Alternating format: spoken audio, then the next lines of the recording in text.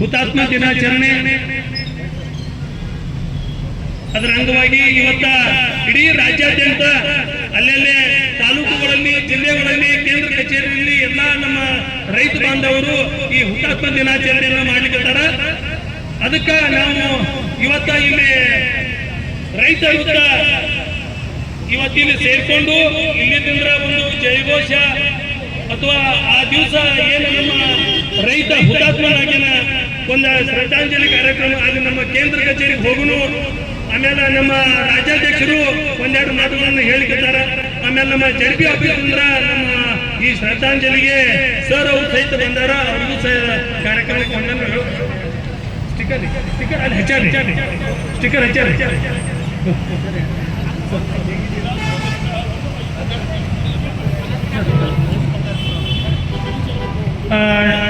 ZP ಆಫೀಸಿಂದ Bangarappa sir ಅವರು ಸಹ ಈ ಶ್ರದ್ಧಾಂಜಲಿಗೆ ಒಂದು ನಮನವನ್ನ ಹೇಳಿಕೆ ಇದಕ್ಕೆ ಬಂದಿದ್ದಾರೆ.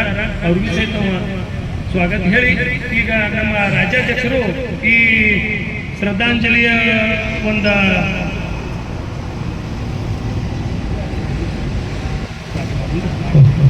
ಮೊದಲಿಗೆ ಎಲ್ಲ ನಮ್ಮ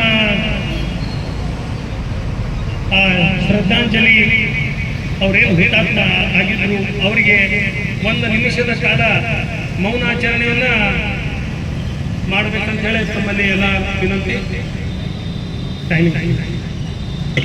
ಪ್ರಾರಂಭ ಕಾರ್ಯಕ್ರಮವನ್ನು ಇಟ್ಕೊಂಡಿದ್ದೇವೆ. ಯಾಕೆ ಅವ್ರನ್ನ ನಾವು ಸ್ಮರಿಸಬೇಕಂದ್ರೆ ನಮ್ಮ ದೇಶಕ್ಕೆ ಅನ್ನದಾತರು ನಾವೇ. ಈ ದೇಶದ ಅನ್ನದಾತರನ್ನೇ ಮಾಲೀಕರು. ಈ ದೇಶದಲ್ಲಿ ನಮ್ಮ ರೈತ ಬಾಂಧವರನ್ನೇ ಅತಿ ಮುಖ್ಯವಾದಂಥ ಒಂದು ಮನುಷ್ಯನ ಆಕಾರ ಇದ್ದಂಥ ಒಂದು ತಲೆನ ಅಂತ ನಾವು ಹೇಳಬೇಕು. ಇವತ್ತಿನ ದಿವಸ ನಾವು ಅವರನ್ನು ಸ್ಮರಣೆ ಮಾಡುವುದು ಯಾಕಂತಂದರೆ ನಮ್ಮ ಕರ್ನಾಟಕ ರಾಜ್ಯದಲ್ಲಿ ಹಾಗೂ ನಮ್ಮ ದೇಶದಲ್ಲಿ 1980ರ ದಶಕದಲ್ಲಿ ರೈತ ಚಳವಳಿ ಯಾಕೆ ಹುಟ್ಟಿತು, ಯಾಕೆ ಚಳವಳಿ ಬಂತು ಅಂತಂದ್ರೆ ಒಂದು ನಮ್ಮ ರೈತರ ಹಕ್ಕಿಗಾಗಿ ನಮ್ಮ ಜಲ ನೆಲ ಭೂಮಿ ನಮ್ಮದೇ ಆದಂತಹ ಒಂದು ವಿಶೇಷವಾದಂಥ ನಮ್ಮ ಹಕ್ಕುಗಳನ್ನು ನಮ್ಮ ಸರ್ಕಾರದಿಂದ ಬರುವಂಥ ನಮ್ಮ ಹಕ್ಕುಗಳನ್ನು ಬೇಡಿಕೆಗೋಸ್ಕರ ನಮ್ಮ ರೈತ ಬಾಂಧವರು ಹಾಗೂ ನಮ್ಮ ರೈತಾಪಿ ಜೀವನದವರು ಒಂದು ವಿಶೇಷವಾದಂಥ ಒಂದು ರೈತ ಬಂಡಾಯವನ್ನು ಚಾಲೂ ಮಾಡಿದರು.